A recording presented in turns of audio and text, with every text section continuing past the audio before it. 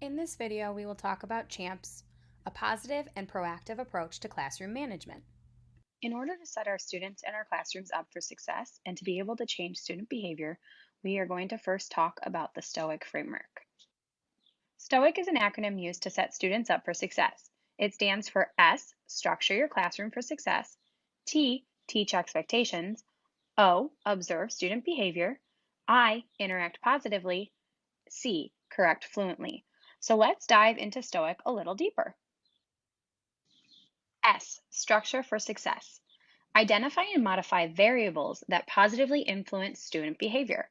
These variables can include the physical setting of your classroom, your schedule, the routines you have in place, procedures, and purpose of the setting, situation, or a specific policy. Structure your classroom to promote responsible behavior. T stands for teach expectations. We have to teach students the specific skills and behavioral expectations that will result in their success. Your school is a complex mix of policies, procedures, expectations, rituals, traditions, and every school is different. Your goal is to clarify those expectations for your students. There should be no hidden norms. To continue with the T, teaching expectations, we have to understand the difference between a rule and an exception. Rules are in place the entire time a student is in the classroom. Rules never change, they are set in stone. Expectations can change based on the activity you're doing, and classrooms are very unique with their own rituals, policies, and traditions. So expectations can change from teacher to teacher, classroom to classroom. Teachers have to teach directly all of their policies, procedures, and rituals. Students should never have to guess what we want from them. Since everyone's expectations change, we use the CHAMPS acronym. So, what is CHAMPS? CHAMPS is a proactive and positive approach to classroom management. It's a set of decisions that every teacher must make in order to structure their day for their students' success. It is a template, it's a process, and it's common language among staff and schools. CHAMPS is an acronym. The C stands for conversation, the H stands for help, the A stands for activity, the M stands for movement, the P stands for participation, and the S stands for success. CHAMPS is not a canned program. CHAMPS is not another bandwagon. And CHAMPS is not just a product. All teachers are not expected to have the same CHAMPS expectations. That's the idea of an expectation. It can change from setting to setting, across any teacher, or across any adult. CHAMPS was designed for many different goals. Specifically, it was created to reduce classroom disruptions, improve classroom climates, increase student on task behaviors, and establish respectful and civil interactions. We develop a classroom of students who are responsible, motivated, and highly engaged in meaningful tasks. CHAMPS provides research based techniques and strategies that can improve student behavior, attitude, and motivation. So, what are the basic beliefs of CHAMPS? Teachers can structure and organize their classrooms to prompt responsible student behavior. Teachers should overtly and consciously teach students how to behave responsibly in every classroom and school situation. Teachers should focus more time, attention, and energy on acknowledging responsible behavior than responding to misbehavior. Teachers should pre plan their responses to misbehavior to ensure that they will respond in a brief, calm, and consistent manner. The acronym CHAMPS reflects the categories or types of expectations that you, as an adult, need to clarify for students about every major activity or transition that occurs within your classroom. Educators are expected to develop methods for clearly communicating their expectations for every classroom activity and transition and overtly teach those expectations to students. So let's dive a little deeper into the CHAMPS acronym. C stands for conversation. Can the students talk to each other during this activity or transition? Or are the students expected to be quiet and silent and working on their own? This expectation needs to be clearly written out for students. Within the conversation level, you typically talk about what voice level the students should have. To the right, you'll see an example of a voice levels chart that can be found in many different classrooms. For example, a 0 stands for no talking, a 1 is for a whisper voice, a 2 is for a quiet conversation, A 3 is for a normal conversation, and a 4 is for an outside voice. If I were providing a voice level for a small group, I might say the students are expected to be at a voice level 2, using a quiet conversation. If we are doing a whole group activity, I might say that the students can be at a 3, a normal conversation. Or if it's time for recess, we can use a voice level 4 for an outside voice. The second letter in the CHAMPS acronym is H. It stands for help. How can students ask questions during this activity or transition? How do they get your attention? To the left, you'll see a visual of a child raising their hand. This is a visual that could go onto any CHAMPS poster board when the expectation for getting help is for a student to raise their hand.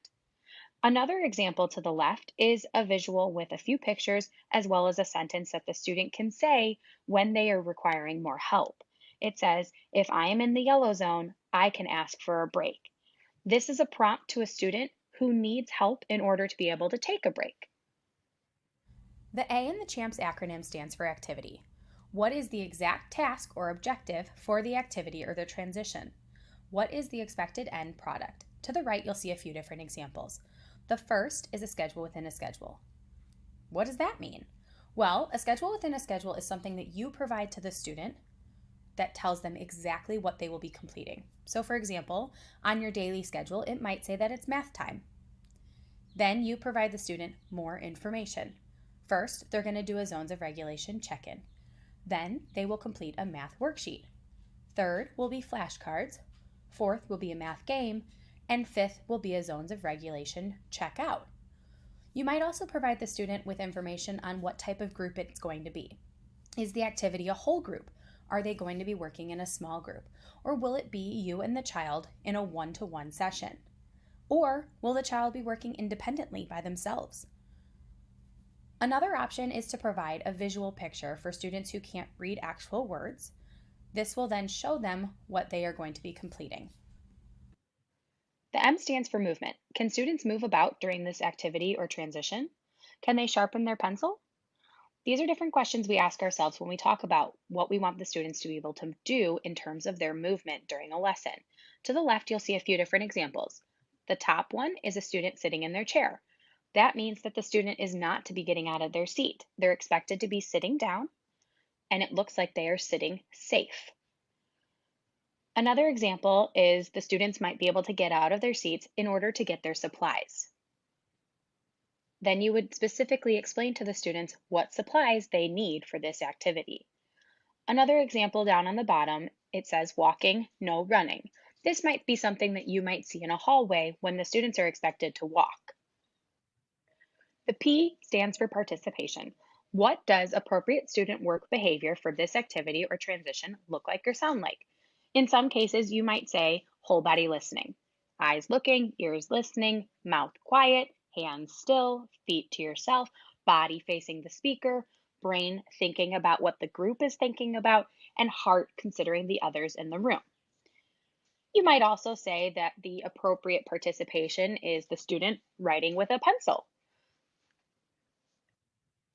The S in CHAMP stands for success. What does this look like on a poster, possibly? Maybe the student is earning all of their points or their tokens for their token board. Maybe the student is having fun and playing safely. You might also just put simply, success, you did it. Let's look at some different CHAMPS examples in the classroom. To the left, you'll see an example of what somebody's classroom rug rules are. Again, they separated each of the letters of CHAMPS out into its own section. They also color coded their section. Another example is the example for calendar. Below the example for calendar, you'll see that a teacher got creative. They didn't have a whiteboard, they didn't have a piece of paper, so they wrote it right on their window. And finally, the fourth example on this page is actually written out into different sections of the type of activity they're doing. So on the top, you'll see independent, partner, group, class, and testing. Each of those areas are a different color, and then the row corresponds with what letter of CHAMPS it is. So for example, if I was to look at group activity, I'm going to look at the yellow column. If I want to know what activity they are doing or the movement they are doing for a group activity, I'm going to look at the yellow column and I'm going to look at the third and fourth row. So the activity is group work and the movement would be move when directed. On this page, you'll also see 4 different examples for champs. On the left, you'll see a red poster board that has Velcro and pictures. They are using visuals to provide expectations to students. What's nice about the Velcro is that they can change out these visuals based on the activity. In the center, you'll see that a library got pretty creative by using the actual structure of the building to put their champs' expectations. What's also creative about this is that in a library, oftentimes children are meandering around looking for books, and they have to pass this column in order to see their expectations multiple times. The other 2 examples are shortened versions of CHAMPS. In these examples, they use something called MAC. The M stands for movement, the A stands for activity, and the C stands for conversation.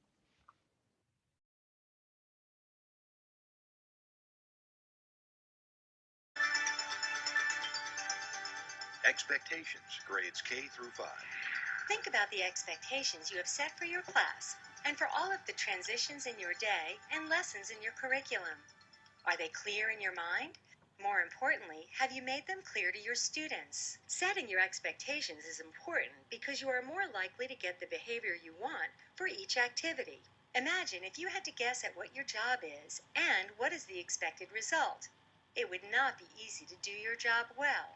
It's the same for students who don't know what is expected of them for each of the day's activities. There is a 3-step process for teaching expectations. The steps are teach, monitor, and provide feedback. Teach. Let's say you're about to have your class move to a small group center activity. Before beginning, let them know what your expectations are using CHAMPS. We're getting ready to go into our center activities, but before we do that, we need to have everybody's eyes up here so we can champ out this activity. Our conversation is going to be a 1 to 2. I need limited talking, and you're only supposed to be talking with the people in your group. It has to be about the assigned activity. I do not want to hear talking about what you did over the weekend. Okay. If you need help, I need you to ask 3 before me. If there are no more than 3 people in your group, then please ask as many as you can. If it can't be 3, then you come to me. They need to be in your center. Please try not to bother anybody else in another center. Notice how clear this teacher is with her expectations. She tells the students exactly what she wants for this activity. Remember, you only have 20 minutes to complete the task, so when that bell rings, be ready to switch to the next center rotation or small group. Our movement is limited. Okay, if I'm actually with the small group, reading with them, then you need to just use your movement to go to the bathroom, to get a drink. You do not need to give me the signal. Our participation, you are going to be on task with the task that I've assigned for you in your center or small group. You need to complete the activity as best you can, and remember, I won't be collecting it until Friday. Does anybody have any questions? And you need to tell me when you're writing. In this example, the teacher has the students repeat her expectations. When you need help, what will you do? And our activity, is it going to be whole group? We're doing it all together. Are you going to be walking around? Is there movement? No. How do I know you're participating? Listening, thinking, and responding. And when I need your... The students now know exactly what the teacher expects of them. So far in the STOIC framework, we have covered S, structure your classroom for success, and T, teach expectations. Remember, within the T, or the teach expectations area of STOIC, we use CHAMPS, standing for conversation, help, activity, movement, participation, and success. So let's continue on with the STOIC framework and move into O, observe student behavior. O, observe and monitor. Use effective supervisory techniques such as circulating the room or visually scanning a specific area. Use objective data to make decisions and monitor trends across time. The act of being observed by someone in authority often prompts us to follow the rules. When you're being observed by someone that you like and respect, you want to put your best foot forward. If there is not active supervision, students will push the limits. It is essential that all physical areas of a specific campus or classroom are supervised. If you look at the picture on the right, you'll see that it's a specific campus. You can see circles of yellow, red, an outline of pink, and blue. Those are the different areas in this specific complex that is going to be supervised by different people. Continuing with observing and monitoring, there are three elements of effective supervision. The first is to protect. Be proactive to prevent issues. Visually scan the area and be attentive. The next is to expect responsible behavior and be prepared to correct fluently if there is not responsible behavior. And finally, connect. You want to be welcoming, positive, and provide non contingent feedback. That means positive interactions that's not based on behavior. Build rapport with your students, create a relationship, and interact positively.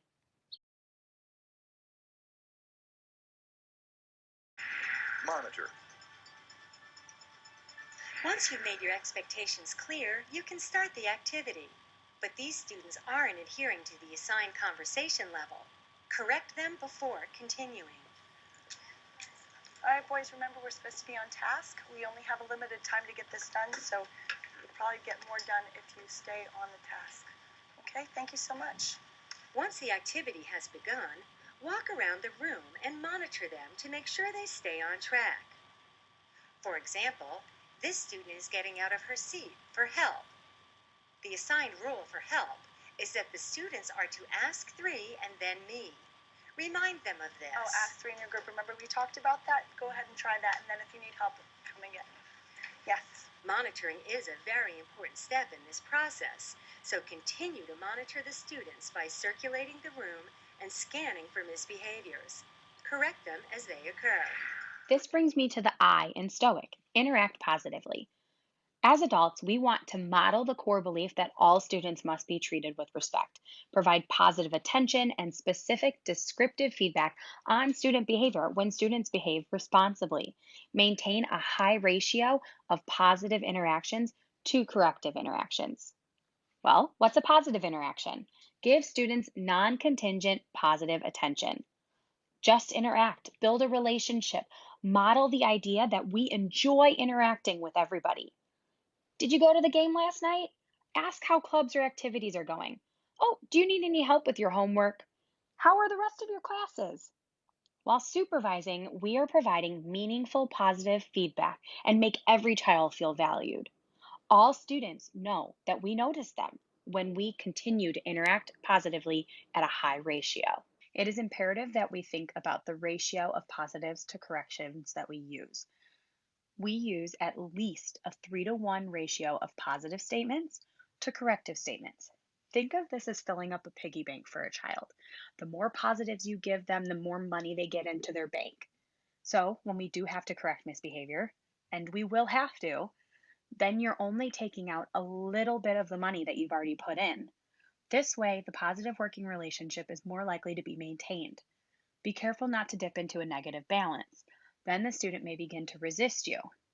There's a saying that goes, if you insist, I resist. If you have a challenging learner, you may have to increase the ratios from 3-to-1 to 5 positives to 1 corrective, or even 9 positives to 1 corrective. Finally, the C in Stoic stands for correct fluently. What does fluently mean? Use clear and simple language for common corrections. Phrase the statements as positively as you can. Use do statements rather than don't statements. It is not the severity of the corrective action, but the certainty. Students should know exactly what is being asked of them when the statement is made. Be as brief as possible. Correct calmly, consistently, immediately, briefly, and respectfully. Some one-liners and motions that you can use are respect the bubble. When you say that, your hands can go in the motion of a bubble. Stay seated. You can pat your hands towards the ground. One ear, please, tapping your ear. Or you could say voice level 2 and hold up a 2. Oftentimes, if we use these one-liners enough with the same action, you can also correct students without even having to say a single word.